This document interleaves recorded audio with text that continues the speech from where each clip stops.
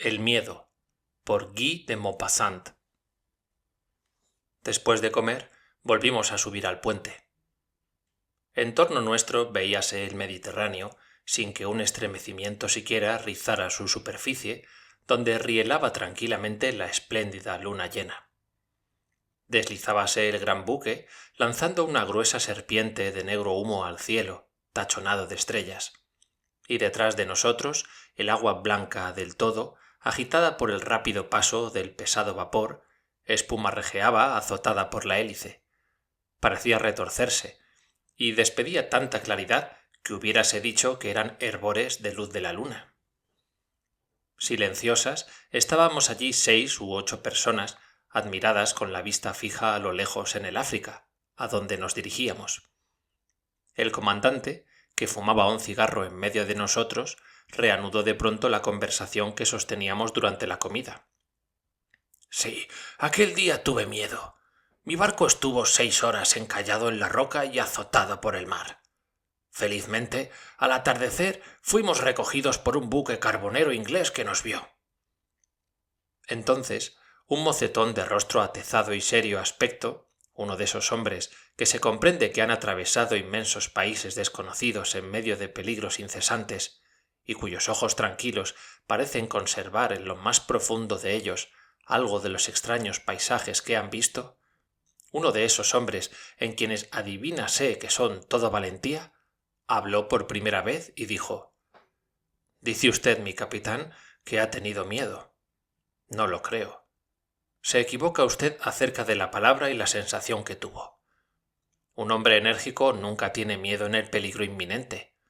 Está conmovido, agitado, ansioso, pero el miedo es otra cosa». El capitán replicó riéndose: «Cáspita, le respondo a usted que yo he tenido miedo, yo». Entonces el hombre de tez bronceada pronunció con voz lenta estas frases: «Permita usted que me explique.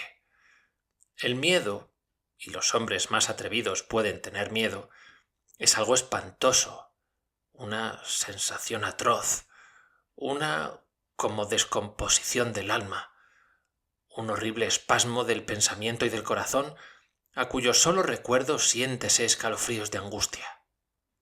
Pero, cuando se es valiente, no se siente esto ante un ataque, ni ante la muerte inevitable, ni ante todas las formas conocidas del peligro. Esto solo ocurre en ciertas circunstancias anormales, bajo ciertas influencias misteriosas en vista de vagos riesgos. El verdadero miedo es una cosa así como una reminiscencia de los terrores fantásticos de antaño.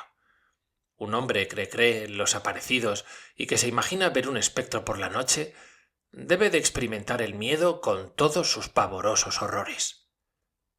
Yo he adivinado el miedo en pleno día hace unos 10 años y he vuelto a sentirlo el invierno último una noche del mes de diciembre.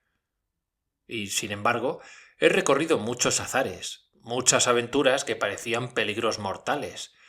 Me he batido con frecuencia. He sido abandonado por muerto por bandoleros. He sido condenado como insurrecto a que me ahorcaran allá en América, y me han arrojado al mar desde el puente de un buque en las costas de la China. Cada vez que me tuve por perdido, tomé enseguida mi resolución sin enternecerme ni pesarme. Pero esto no es el miedo. Lo he presentido en África, y sin embargo es hijo del norte. El sol lo disipa como una niebla. Noten ustedes bien esto, señores. Entre los orientales no se tiene la vida en nada. Resígnanse al momento. Las noches son claras y están vacías de leyendas. También las almas carecen de esas sombrías inquietudes que acuden con frecuencia al cerebro en los países fríos. En Oriente puede conocerse el pánico, pero se ignora el miedo. Pues bien, he aquí lo que me sucedió en aquellas tierras de África. Atravesaba yo los grandes méganos al sur de Ouargla, uno de los más extraños países del mundo. Ya conocen ustedes los arenales lisos y rectos de las interminables playas del océano. Pues bien, imagínense ustedes el océano mismo trocado en arena en medio de un huracán. Imagínense una tempestad silenciosa con olas inmóviles de polvo amarillo. Esas olas son de altas como montañas, desiguales, diferentes, alzándose enteramente como ondas desencadenadas, pero aún más grandes que éstas y con estrías como el Moaré. Sobre aquella mar furiosa, muda y sin movimiento, vierte sus llamas implacables y directas el sol abrasador del mediodía. Hay que subir por aquel oleaje de cenizas de oro, y bajar, y volver a subir, subir sin cesar, sin descanso y sin sombra. Los caballos resuellan con hipo, se hunden hasta las rodillas y se escurren al descender por la opuesta ladera de los sorprendentes mogotes. Íbamos 2 amigos, seguidos por 8 spahis y 4 camellos con sus camelleros. No hablábamos una palabra, abrumados por el calor y la fatiga, secos de sed como aquel ardoroso desierto. De pronto, uno de aquellos hombres dio una especie de grito. Detuviéronse todos y nosotros permanecimos inmóviles, suspensos ante un inexplicable fenómeno conocido por los viajeros en aquellas comarcas solitarias y remotas. No sé dónde, cerca de nosotros, en una dirección indeterminada, tocaba un tambor. El misterioso tambor de los arenales movedizos. Tocaba con claridad, unas veces más vibrante, otras más débil, para volver de nuevo a su fantástico redoble.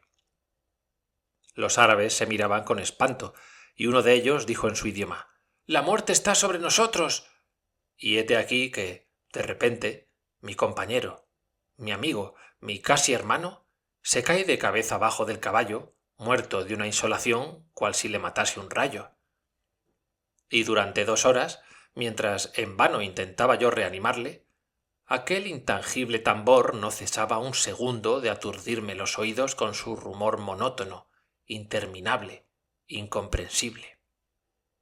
Y sentía yo metérseme hasta dentro de la médula de los huesos el miedo, el verdadero miedo, el horroroso miedo.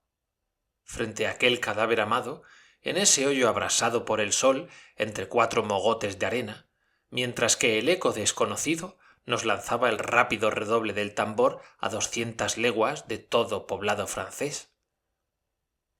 Aquel día comprendí lo que era tener miedo. Todavía lo he sabido mejor otra vez. El capitán interrumpió al narrador. «Dispense usted, caballero. ¿Y qué era aquel tambor?». Y respondió el viajero: «Yo qué sé, nadie lo sabe. Los oficiales, sorprendidos con frecuencia por ese extraño ruido, lo atribuyen, por lo general, al eco, aumentado, multiplicado, desmedidamente abultado por los altibajos de los méganos, de una rociada de granos de arena arrastrados por el viento y que chocan contra un matorral de hierba seca, porque siempre se ha visto que el fenómeno se produce en las inmediaciones de pequeñas matas agostadas por el sol y duras como pergamino.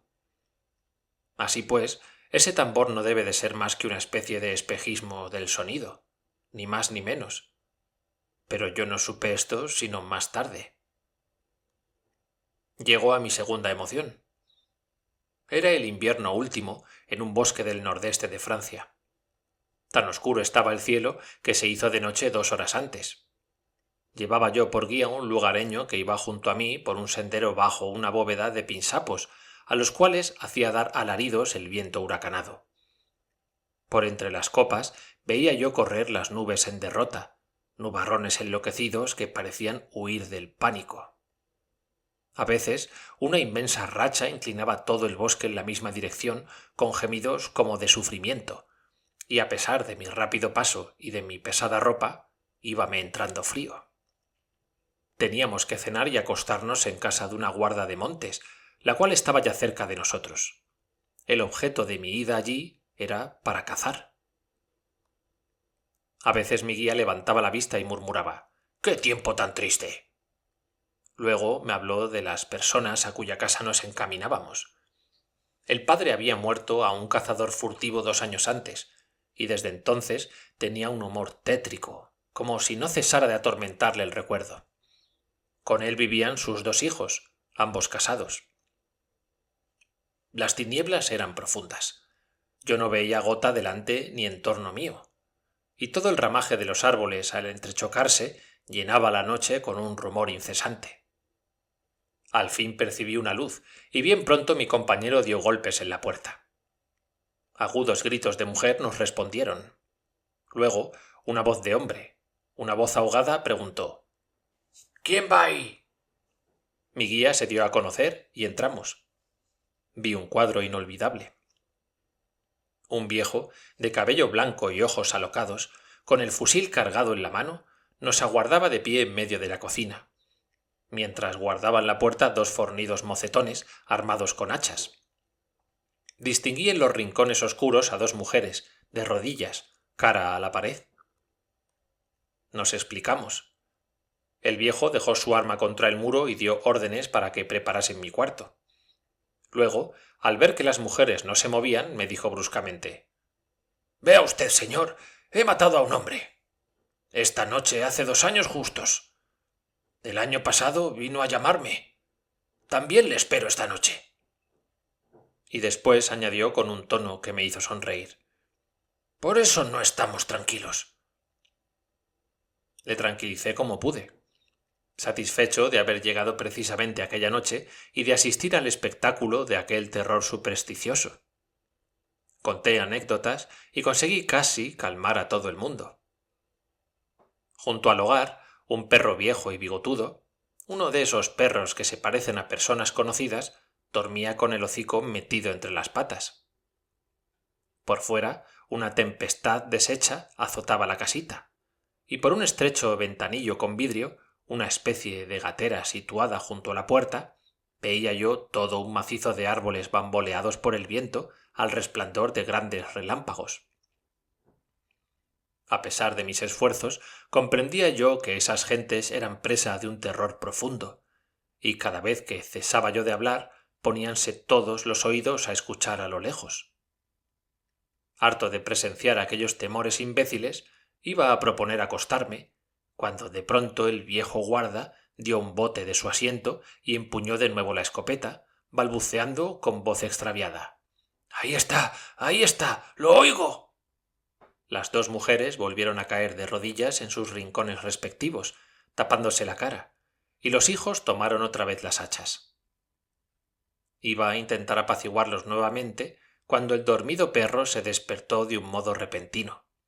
Levantó la cabeza, alargó el pescuezo, miró al fuego con sus ojos casi apagados y lanzó uno de esos lúgubres aullidos que hacen temblar a los caminantes por la noche en los campos. Todas las miradas se dirigieron a él. Se había quedado entonces inmóvil, erguido sobre las patas, como si tuviera una visión, y se puso a aullar hacia una cosa invisible, desconocida, tremenda a no dudar, puesto que se le erizaron todos los pelos.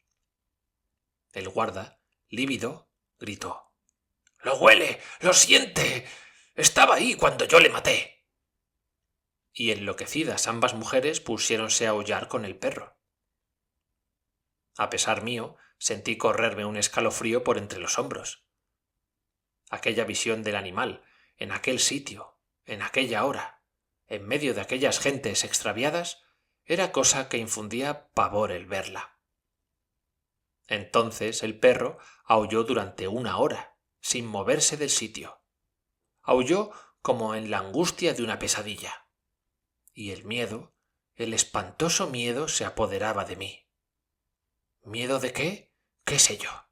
Miedo y nada más.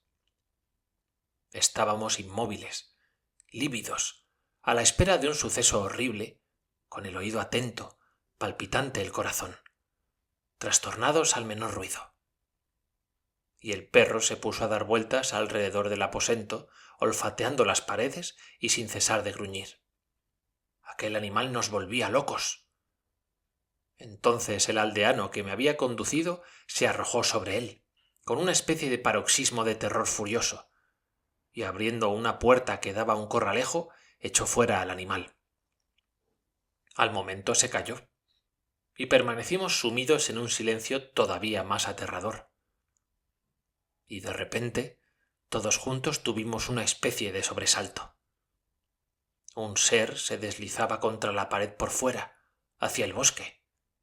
Luego pasó contra la puerta que pareció palpar con mano vacilante. Luego no se oyó nada en 2 minutos, que nos convirtieron en unos insensatos. Luego volvió, rozando siempre la pared, y la rascó ligeramente como lo haría un niño con las uñas. Después apareció de pronto una cabeza contra el vidrio de la mirilla, una cabeza blanca, con ojos luminosos como los de las fieras, y salió un sonido de su boca, un sonido indistinto, un murmullo quejumbroso. Entonces un estrépito formidable estalló en la cocina. El viejo guarda había disparado, y enseguida precipitáronse los hijos y taparon el ventanillo, levantando la gran mesa y sujetándola con el arcón. Y juro a ustedes que al estruendo del disparo, que no esperaba, sentí tal angustia de corazón, en el alma y en el cuerpo, que me sentí desfallecer y poco me faltó para morirme de miedo. Allí estuvimos hasta la aurora, incapaces de movernos y de decir una palabra, crispados por un enloquecimiento inenarrable. Nadie se atrevió a desatrancar la salida hasta que se vio por una hendedura del sobradillo penetrar un pálido rayo de la luz del día. Al pie de la pared y contra la puerta yacía el viejo perro con las quijadas rotas de un balazo. El hombre del rostro moreno se calló. Al cabo de un momento dijo: «Sin embargo, aquella noche no corrí ningún riesgo, pero mejor quisiera haber comenzado de nuevo las horas en que afronté los más terribles peligros que aquel solo minuto del disparo de fusil contra la barbuda cabeza del ventanillo». Fin